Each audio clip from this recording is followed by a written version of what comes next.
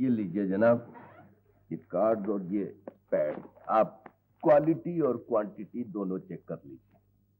ठीक है, बिल लाए हैं? जी जी, ये लीजिए। ये क्या है? जी, ये विजिटिंग कार्ड। मिस्टर फकीर हुसैन, आप पहले प्रेस वाले हैं जिसने मुझसे इन कार्डों के पैसे मांगे। जी, मैं समझा नहीं। ये तो कर्टसी होती है, इसे कोई बिल में चार्ज नहीं करता। लेकिन आपने तो ऑर्डर में तो और बहुत कुछ भी लिखा हुआ था। अगर मैं उन सब बातों को आप पर अप्लाई करूं तो इन चीजों की पेमेंट कम से कम 1 साल तक रोकी जा सकती है।